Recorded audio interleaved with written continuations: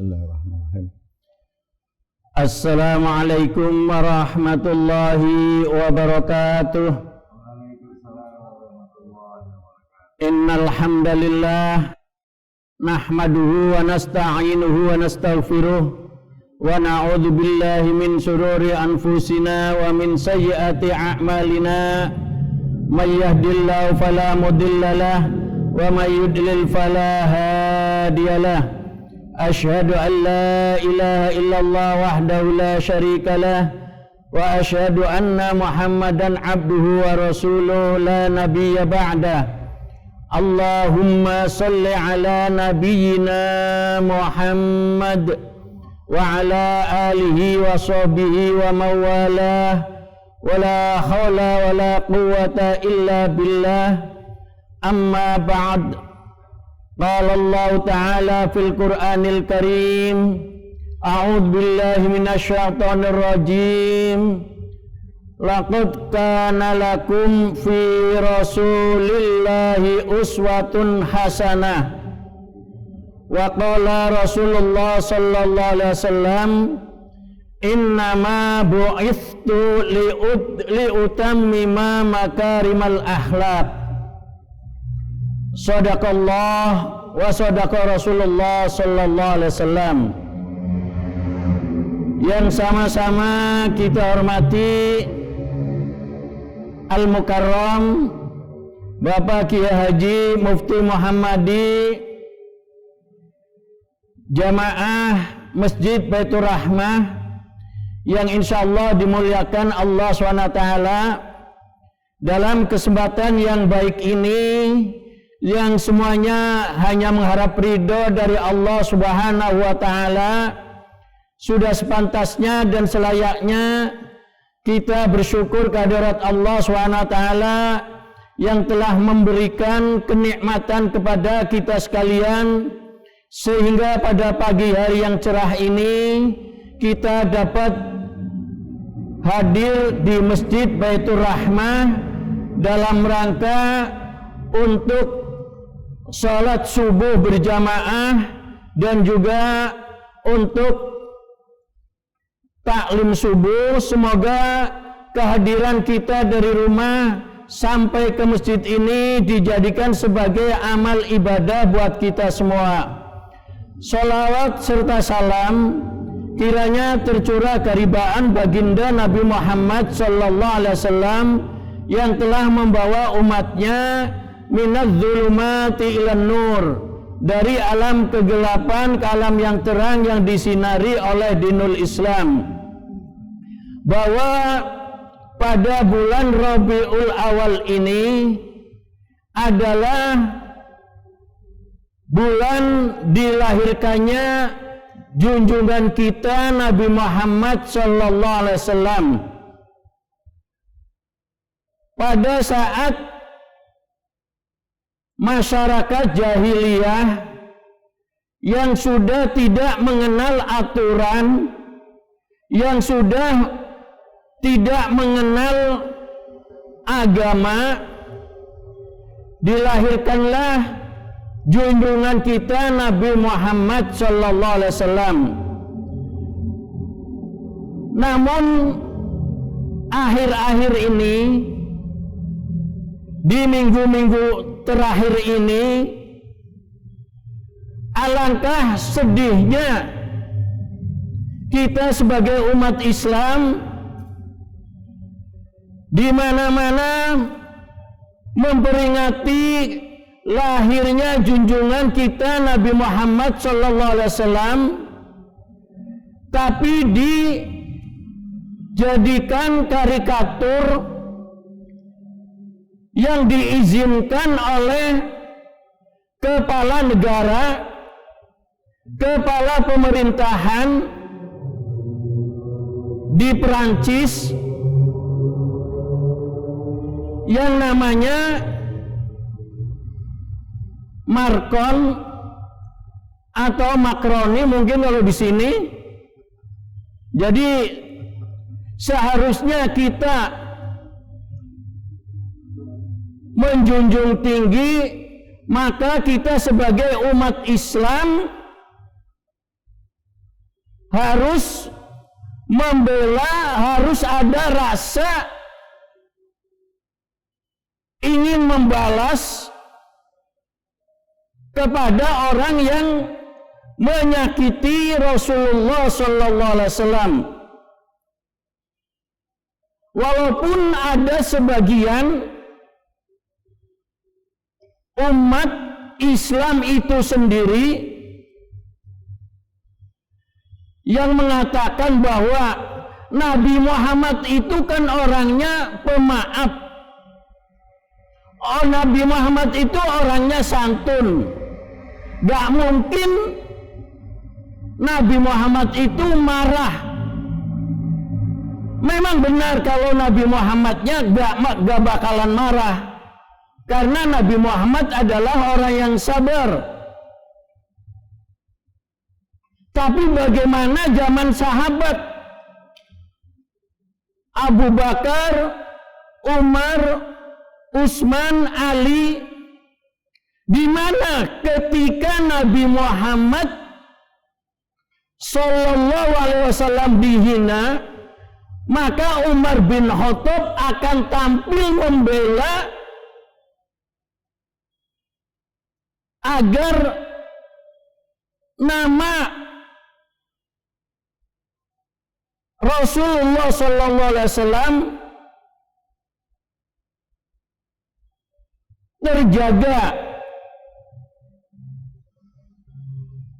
Bagaimana ketika Nabi Muhammad hijrah ke Taif, banyak yang melempar batu, para sahabatlah yang melindungi.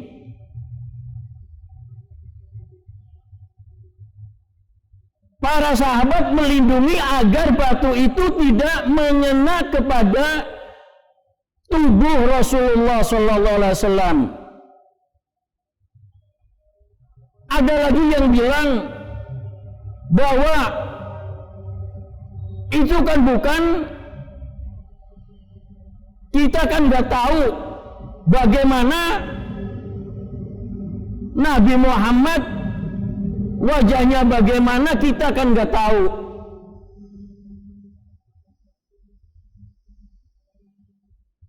Ada lagi sebagian yang mengatakan bahwa biarlah itu kan di sana, bukan di sini, bukan di Indonesia. Tapi kalau menyangkut terhadap eksistensi Nabi Muhammad yang merasa dirinya Muslim, maka harus wajib untuk menjunjung tinggi, untuk menjaga martabat Rasulullah sallallahu alaihi wasallam. Karena dalam anggaran dasar Muhammadiyah dijelaskan maksud dan tujuan Muhammadiyah adalah menegakkan, menjunjung tinggi agama Islam sehingga terwujud masyarakat Islam yang sebenar-benarnya. Nah, masyarakat Islam yang sebenar-benarnya ini yang bagaimana? Ya, yang harus kalau ada nabinya, rasulnya, kita mengaku sebagai umatnya, harus membela, paling tidak ada rasa ingin berjuang untuk mempertahankan.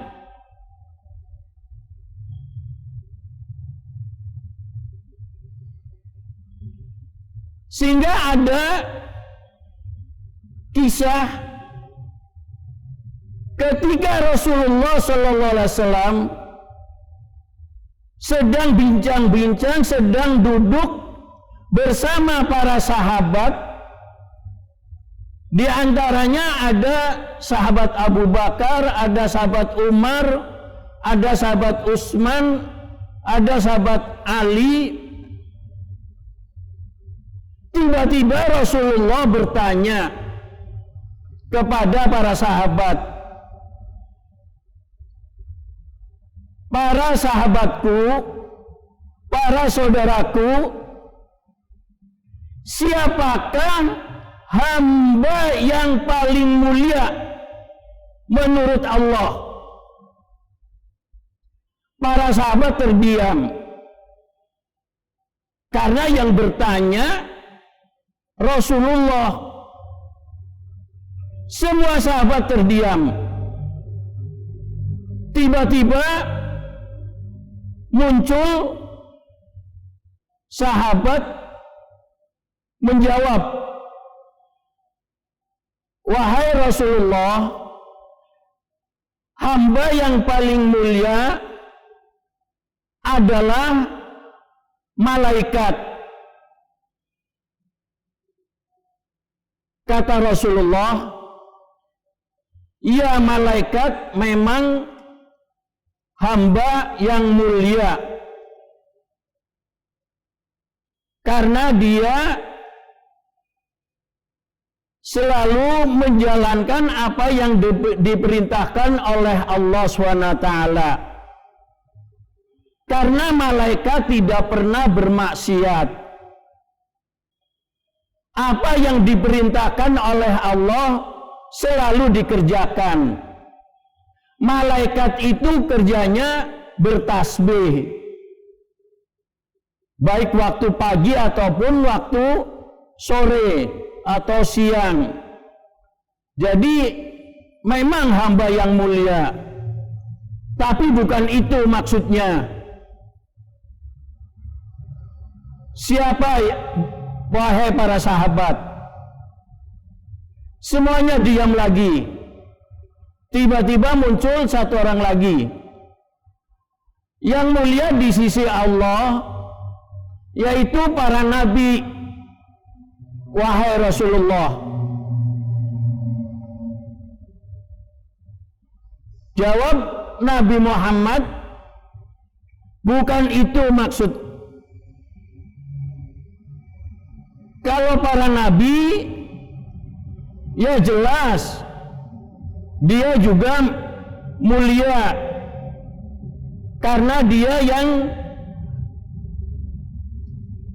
menyampaikan risalah tauhid,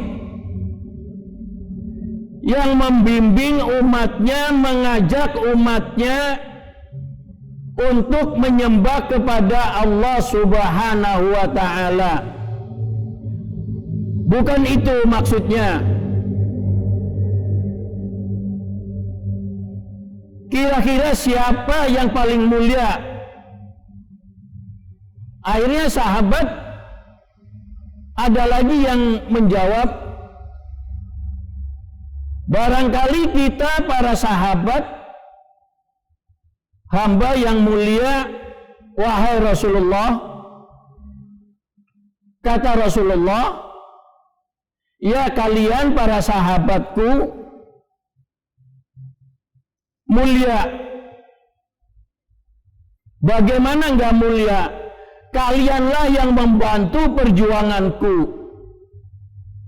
Kalianlah para sahabatku, di mana saya selalu bersamamu, selalu sholat berjamaah bersamamu, berjuang, berjihad bersamamu. Tapi bukan itu. Kemudian Rasulullah SAW tertunduk sambil menangis. Yang saya rindukan hamba yang paling mulia di sisi Allah adalah umat yang akan lahir setelah saya wafat. Jauh setelah saya wafat,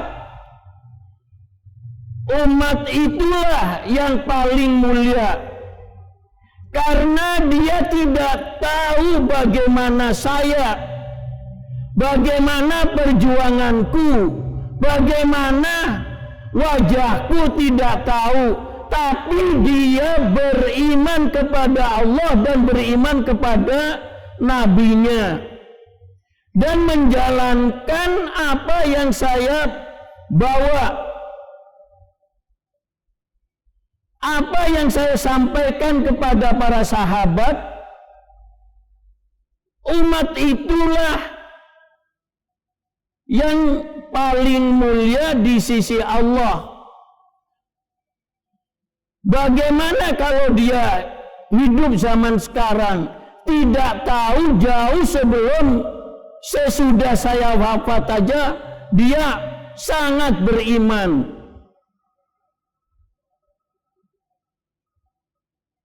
Makanya kaitannya dengan penghinaan terhadap Rasulullah, maka kita umat Islam harus membela, harus paling tidak protes terhadap, kalau di sini berarti di kedutaan Prancis, agar mencabut daripada dukungannya kepada orang yang membuat karikatur, walaupun orangnya sudah tewas.